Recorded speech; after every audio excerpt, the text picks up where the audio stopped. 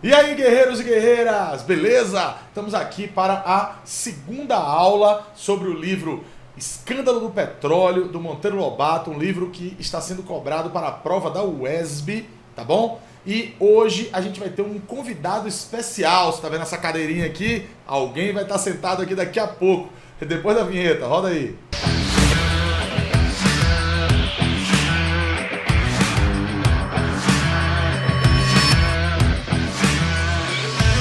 E aí, galera, beleza? Ó, chegou aqui o nosso convidado. Eu sou o professor André Guerra, tá bom? Seja muito bem-vindo, muito bem-vinda aqui ao nosso canal do YouTube. E o nosso convidado é o professor Adriano Oliveira, o popular Drico Oliveira, que vai fazer aqui uma abordagem histórica, tá bom? Eu convidei o Drico para participar dessa segunda parte da aula. A gente vai fazer um bate-papo aqui, tá bom? Lembrando que esse livro, ele é um livro cobrado pela prova da UESB. Ele não é uma obra literária, né? Se você não assistiu ainda ao primeiro vídeo em que eu fiz alguns comentários mais gerais sobre o livro, tá bom? Eu sugiro que você dê um pause agora. Eu vou colocar aqui nos cards o link para você ir lá, assistir ao primeiro vídeo e voltar para cá, tá bom? Para poder se inteirar da parte histórica. Então, o livro, ele não é uma obra literária, ele é uma obra sociológica, uma obra de caráter histórico, de caráter documental, tá bom? O Monteiro Lobato era um cara muito engajado,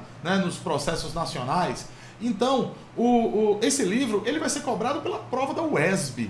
A gente não tem garantia de que vai ser na prova de português, de que vai ser uma questão de português que vai cobrar alguma coisa a respeito do escândalo do petróleo. Por quê? Pode ser um tema de redação que envolva soberania, que envolva exploração de riquezas, que envolva a questão do petróleo nacional, tá bom? Pode aparecer na prova de história, ok? Então tem o petróleo, ele movimentou o mundo. Drico vai falar aqui muito melhor do que eu como o petróleo movimentou e movimenta até hoje, né, o mundo e a economia, a política, e gera guerras e etc, tá bom? Então a gente vai além do livro, certo? Então vamos lá, eu vou passar a palavra aqui para o Drico Oliveira. Seja muito bem-vindo, meu brother, tá bom? Aqui é o nosso canal, show de bola, valeu, vai lá. Pessoal, e aí, tudo bom? Como é que estamos? Aqui agora, reunido com Guerra nessa batalha, vamos dar uma força aqui para a gente entender um pouco dessa obra que está sendo cobrada aí, esse vestibular da UESB. Bom, a obra em questão, como o André já falou, é a obra de Monteiro Lobato, O Escândalo do Petróleo. E aí, para a gente começar aqui a introduzir esse conteúdo, a começar a fazer um bate-papo, que a gente vai, né, hoje, né, André, fazer um bate-papo aqui, falar um pouco do contexto em que essa obra foi escrita. Essa obra ela foi escrita num contexto de grande disputa política no Brasil, ligado, obviamente, a interesses econômicos. Interesses econômicos externos, interesses econômicos internos, interesses econômicos de todos os lados. O Monteiro Lobato ele deixa isso muito claro, falando que o Brasil, por mais de uma vez, já havia perdido, digamos assim, ele não usa esse termo, mas perdido, em certo momento, o bonde da história, o bonde do desenvolvimento econômico. Ele fala que o Brasil não usava o carbono que tinha. Ele usa esse termo, o carbono. Por que ele usa esse termo, André, o carbono? Ele usa esse termo carbono porque ele se refere, inclusive, à Revolução Industrial. Quando ele usa o termo carbono, ele está querendo usar uma expressão ligada à energia. A uma energia que pode ser usada para a produção. Bom, quanto à Revolução Industrial, por exemplo, ele cita que a Inglaterra, lá no século XVIII, né, na segunda metade do século XVIII, ela se valeu do carvão mineral, obviamente feito ali a partir do carbono, que segundo ele, o próprio Monteiro Lobato diz, um carbono mais rudimentar em sua forma. Esse carbono ele foi utilizado na indústria, o que permitiu à Inglaterra um enorme avanço econômico. É importante a gente lembrar, por exemplo, que na época da expansão marítima, Portugal tinha uma economia muito forte. A Espanha também tinha uma economia muito forte, em meados do século XVI, XV e XVI. E aí o que a gente entende? A gente entende, por exemplo, que quando a Inglaterra conseguiu utilizar o carvão na sua produção, ela teve um avanço, ela alavancou a sua economia, ultrapassando Portugal, ultrapassando o Brasil, ultrapassando a América, ultrapassando vários países. Então ele toca nesse ponto. E aí ele fala, olha, o Brasil não tem carvão mineral, mas o Brasil tem petróleo, que é, naquele momento, um carbono, segundo ele, muito mais eficiente, que gera muito mais energia e que, portanto, pode, obviamente, gerar uma produção muito maior. Então aí a gente já vê que esse petróleo ele atinge, sim, um interesse econômico. Ou seja, então a gente pode pensar assim, que obviamente que o Monteiro Lobato vai defender a extração de petróleo porque ele montou uma empresa particular, né, com outros sócios para poder extrair petróleo e obviamente ele quer ganhar dinheiro com isso. Mas existe uma questão nacional muito forte por trás dessa defesa também. A gente pode dizer que sim, ao defender a extração de petróleo no Brasil, ele está pensando de uma forma nacionalista, né? Que ele está defendendo interesses nacionais. Sim. É importante para o Brasil. O Monteiro Lobato tinha, inclusive, a citar no livro que em 1922 já havia sabidamente petróleo no Brasil. 1922. Então, o livro é de 1936, certo? Então, ele sabe disso, que esses interesses haviam, e ele, inclusive, direciona uma crítica muito contundente, muito firme a um órgão do governo ligado, à época, ao Ministério da Agricultura. O órgão para o qual o Monteiro Lobato direciona sua crítica era o órgão responsável pela pesquisa de petróleo. E ele cita, e ele diz, como se explora petróleo? Como se encontra petróleo? E ele próprio explica, perfurando, fazendo perfurações. Só pode haver uma certeza do petróleo se ele for provado de maneira real, se ele for de fato encontrado. Apenas os estudos geológicos, geofísicos não podem garantir a existência do petróleo. Podem indicar as áreas de maior probabilidade. E nessas áreas, então, a perfuração deve ser feita. E aí vem a primeira crítica de Monteiro Lobato a esse referido órgão, que é o DNPM, Departamento Nacional de Pesquisa Mineral. A primeira crítica que o Monteiro Lobato faz é a perfuração. Monteiro Lobato, André, ele diz que as perfurações são rasas. Perfurações de 200, 300, 400 metros, que não eram capazes de encontrar petróleo, já que o petróleo é encontrado a uma profundidade muito maior. 1.500, 2.000, às vezes até 3.000 metros. O pré-sal agora, recentemente, mais de 7.000 metros. Então, nunca ia se encontrar petróleo. Você, por mais que tivesse petróleo ali, é como você querer encontrar água cavando meio metro. Você não vai encontrar. Sim. Por mais que você saiba que tem ali, você cavar um buraco em cima do aquífero Guarani, cavar meio metro, você não vai encontrar o aquífero. Sim. Mas ali, sabe-se que há. Então essa é a primeira crítica. E aí ele explica, segundo ele, o motivo pelo qual os poços perfurados são assim tão rasos. Interesses pessoais. Monteiro Lobato diz que os dois diretores desse órgão, esses dois diretores, tinham um interesse pessoal em se beneficiar dessa exploração ou das informações a respeito dela.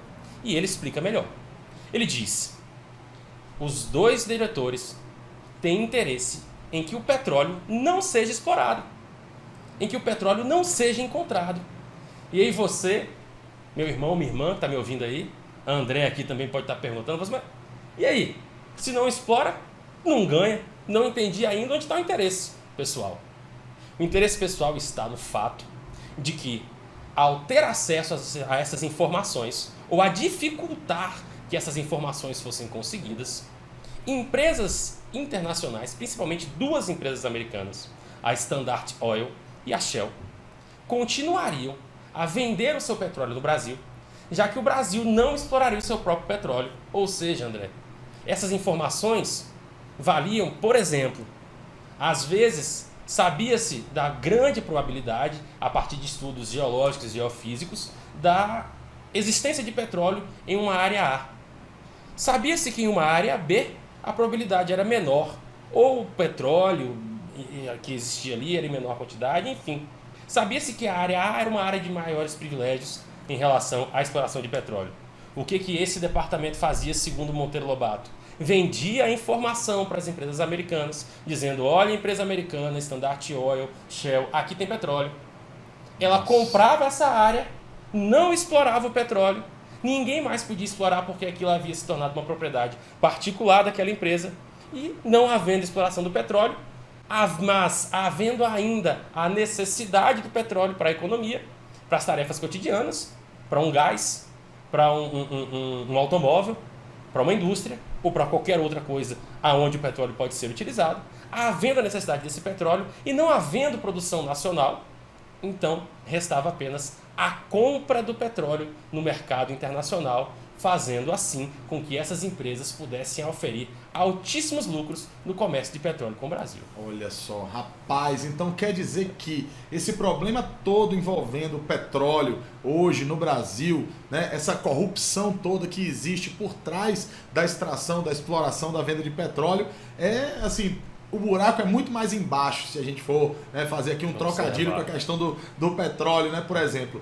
O problema é muito mais sério, a origem disso mas no fim das contas, fala um pouquinho pra gente aqui, Drico, que do ponto de vista do contexto histórico internacional, né? Por que era tão importante para os Estados Unidos, por exemplo, ter um cliente tão forte quanto o Brasil e não permitir que o Brasil se tornasse mais um produtor de petróleo, né? Que diferença no mercado internacional, está aí no contexto entre guerras, não é isso?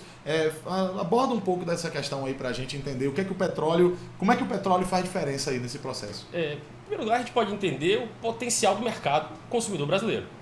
Naquela época, o Brasil tinha cerca de 40 milhões de pessoas.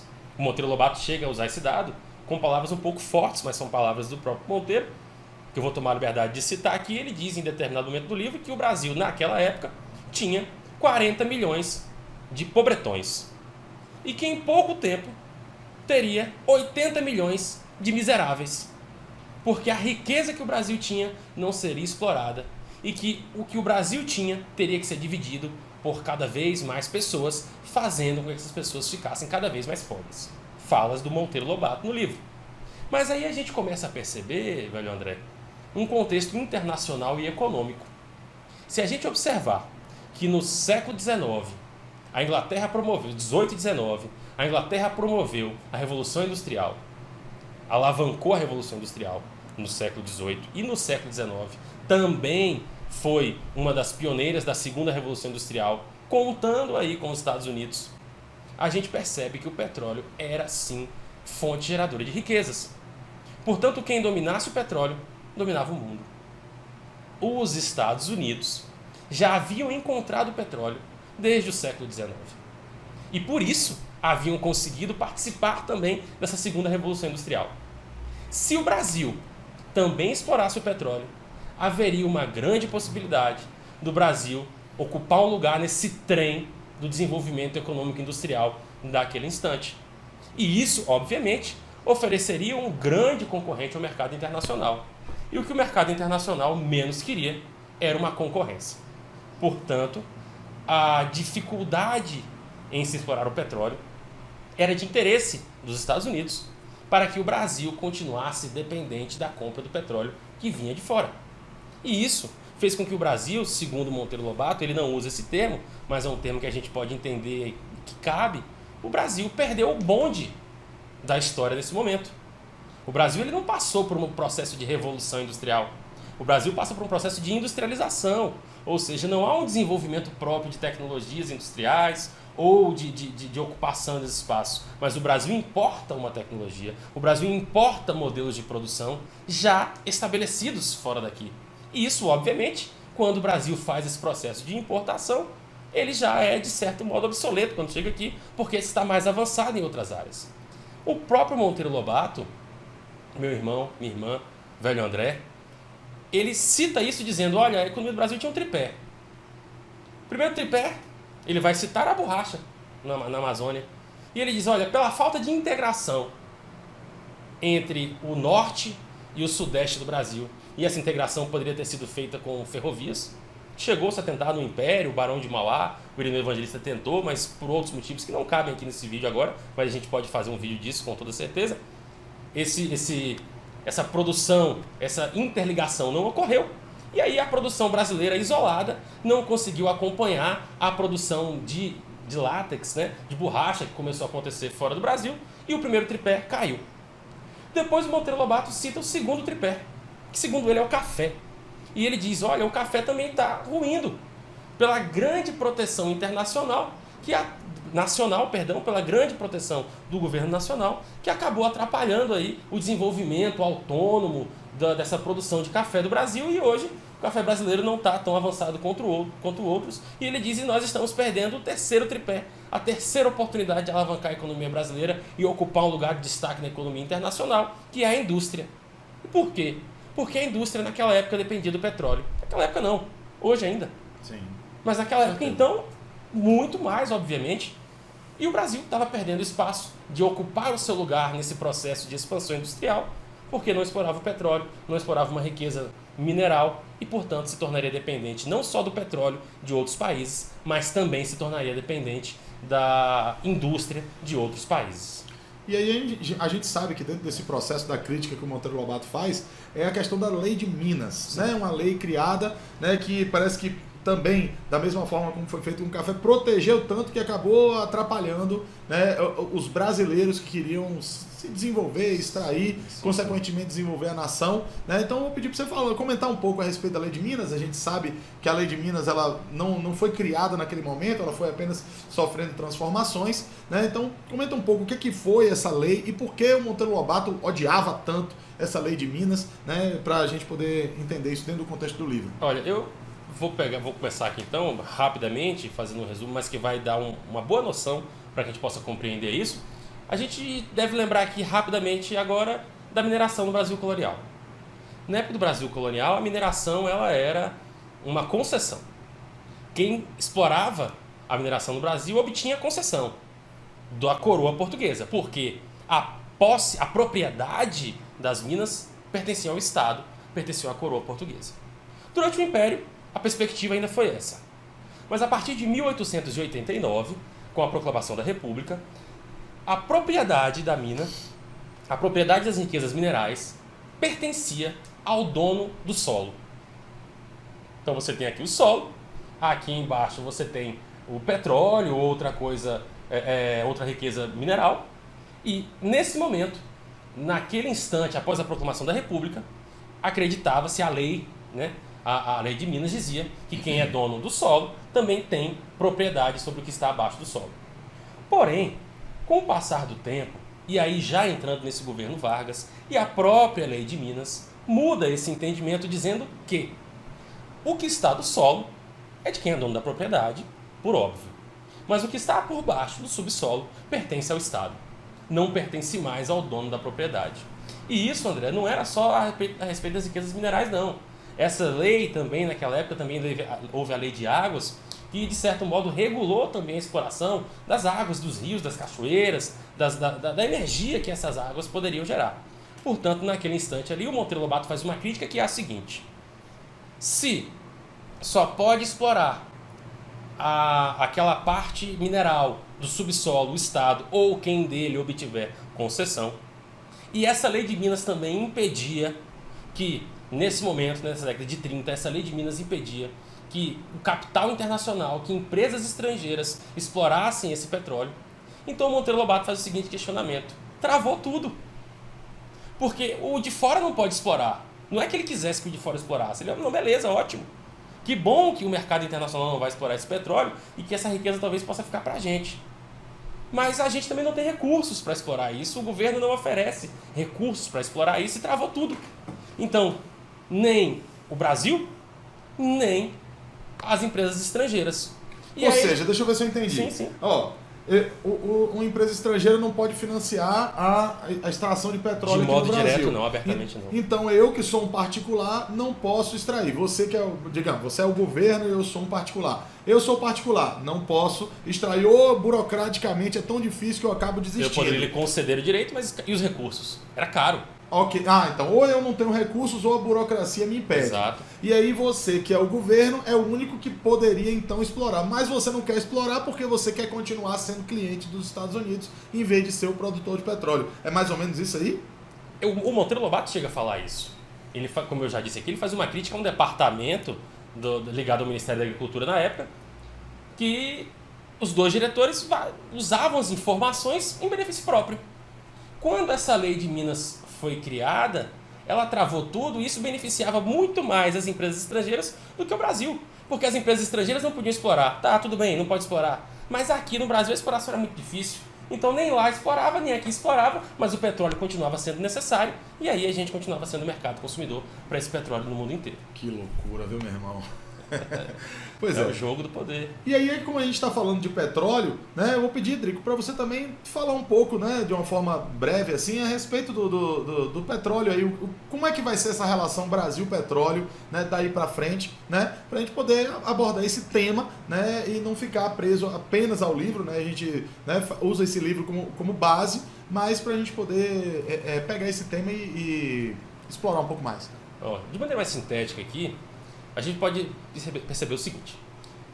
O Brasil, muito dependente do café, no final do século XIX, início do século XX, passou por uma crise do café, todo mundo sabe, houve a queima de café e tal, né? A crise de 29 afeta também aqui a economia brasileira, e aí percebeu-se naquele instante que a dependência econômica do café, obviamente, não era boa para o Brasil.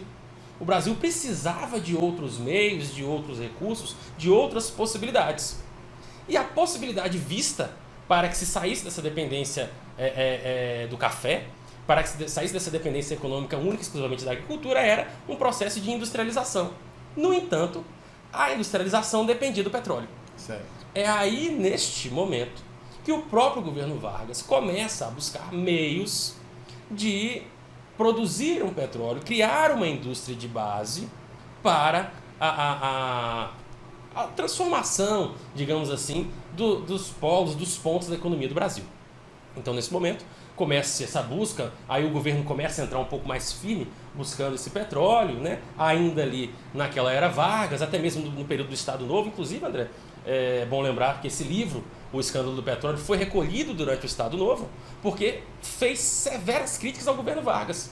Ao governo Vargas do período constitucional, ao governo Vargas do período de governo provisório, e no Estado Novo, como todos nós sabemos, um governo autoritário, ditatorial, confiscou, retirou o livro de circulação e chegou a prender o próprio Monteiro Lobato, né? Então, nesse momento, ele vai tentar calar um pouco os críticos, mas vai tentar agir também. Nesse instante aí, acontece a Segunda Guerra Mundial, está se delineando a Segunda Guerra Mundial e ela se desenrola também ainda durante esse governo Vargas, e o próprio governo americano vem com o financiamento da indústria de base brasileira.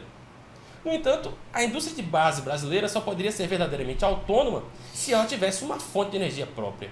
É aí que logo após esse fim de era Vargas, em 1945, o novo governo que assume, de Eurico Gaspar Dutra, dá continuidade a esta pesquisa e faz um estudo mais aprofundado e mais consistente de locais e quantidades de petróleo que haviam no Brasil. Aí, no caso, a gente já está falando de Petrobras. Ainda não. Ainda não? Ainda não. Porque a Petrobras será criada após esses estudos mais consistentes ficarem prontos. Ah, ok. Portanto, é bom salientar, foi muito boa a sua pergunta, o seu comentário aqui, porque a Petrobras ela não foi criada no Estado Novo, ela não foi criada naquele governo constitucional, nem no governo provisório, ela não foi criada naquele primeiro instante do governo de Vargas. Houve um primeiro momento de Vargas, que vai de 30 a 45, 15 anos, Vargas sai do poder, entra um novo governo de Eurico Gaspar Dutra, que permanece os 5 anos que a lei determinava de seu mandato, e Vargas volta ao poder, eleito por voto direto. E é aí, neste novo mandato, que a Petrobras é criada em 1953. Ok. Naquele instante, o Brasil passa a ter ali, então, uma empresa que vai explorar o petróleo. Naquele momento, não na proporção que é hoje, era um petróleo ainda em água em território continental, não se explorava petróleo em água profunda, nem nada. E aí a política brasileira segue. Ocorre o suicídio de Vargas, a política brasileira segue, e no governo JK, o Brasil faz uma opção de novo pelo petróleo. Por quê? Naquele instante, o petróleo era relativamente barato no cenário mundial. Então, a opção por investir em rodovias, o asfalto, o petróleo, os automóveis, petróleo, parecia uma decisão sábia, uma decisão inteligente. E, de certa maneira, talvez fosse, porque era uma energia, até certo ponto, barata, principalmente para o Brasil, que já tinha descoberto suas reservas de petróleo. O porém é que, tempos depois, algumas décadas depois, o preço do barril de petróleo estoura no mundo. E por que estoura? Estoura porque os maiores produtores de petróleo, que estavam no Oriente, juntamente com a Venezuela, criam a Organização dos Países Exportadores de Petróleo, conhecida mais comumente como OPEP. Nesse instante, o Brasil, totalmente dependente do petróleo ali, para as rodovias, para o transporte, para os automóveis, passa a pagar um alto preço pelo barril de petróleo internacional, porque mesmo tendo petróleo, o Brasil ainda não era autossuficiente. é nesse instante que procura-se ali, a partir dali, exploração de petróleo em águas profundas. Ou seja, se lá quando Monteiro Lobato sinalizou, né, houvesse uma política séria para extrair o petróleo, essa tecnologia já teria sido avançada aqui, a gente já poderia estar nesse momento autossuficiente e a história do Brasil poderia ser completamente outra. Né? Se Monteiro Lobato tivesse sido escutado. Veja só a importância dessa obra. Okay? Não é à toa que um vestibular como uma universidade como a UESB, não é à toa que ela está pedindo que você saiba a respeito dessa obra, tá bom? Beleza? Dando sequência aí, então. Pois é. Então, nesse instante, com essa exploração que a OPEP realiza, o Brasil vai ficar dependente desse petróleo e vai se tornar independente, produtor, posteriormente. Mas vamos voltar aqui um pouco ao livro, para a gente entender, né, tentar fechar esse contexto dessa exploração, que o grande problema é que os interesses pessoais sobrepujavam os interesses nacionais. Monteiro Lobato faz uma severa crítica a isso e ele diz: o Brasil, como eu já comentei, o Brasil perdeu ou está perdendo o tripé econômico e pagará um alto preço por isso. As futuras gerações terão que resolver esse problema. Então, no contexto geral, André, historicamente falando, pegando esse contexto histórico do livro aí, Monteiro Lobato ele faz um alerta. Um alerta que não foi ouvido porque o órgão responsável tratava sempre de desmenti-lo, dizendo: olha, não é bem assim não, o que Monteiro Lobato está dizendo aí não é verdade. A gente tem outros estudos que dizem o contrário. E aí ficava difícil encontrar investidores que quisessem acreditar nesse capital, que quisessem investir capital nessa empreitada. Bom, é isso aí, galera. A gente fez aqui essa abordagem histórica a respeito do tema do petróleo, da extração do petróleo, a relação entre petróleo e soberania, tudo isso tendo como ponto de partida, como ponto básico, a obra O Escândalo do Petróleo, do Monteiro Lobato. Eu quero agradecer imensamente a presença do meu amigo Drico Oliveira, aqui, show de bola, meu irmão, arrebentou tudo, véi. Estuda isso aí, assiste a esse vídeo mais de uma vez, tá bom? Anota tudo que o Drico falou aqui e com certeza você vai fazer uma excelente prova, tá? E de repente esse pode ser o tema cobrado na redação. Esse foi mais um vídeo, mais uma aula aqui do canal do professor André Guerra. Quer se despedir da galera aí, Drico? Pessoal, um abraço, ótima prova para vocês, concentração, dedicação que vocês já tiveram todo ano e muita tranquilidade. Um abraço, sucesso e tamo aí, tamo junto. Beleza, galera? Tamo junto na batalha. Valeu! Até o próximo vídeo. Se você gostou desse vídeo e você quer ter acesso a mais vídeos, mais aulas, mais conteúdo sobre língua portuguesa, inscreva-se aqui no meu canal. Tem aí um botão inscreva-se em algum lugar da tela do seu celular ou do seu computador, tá? E me acompanhe também nas redes sociais. Eu estou no Instagram, @Prof. André Guerra. Tem uma fanpage no Facebook, Professor André Guerra. E se você quiser participar de uma lista de transmissão para a qual eu mando dicas exclusivas, é só você me mandar uma mensagem no WhatsApp que está aparecendo aí na tela. Valeu? Tamo junto na batalha!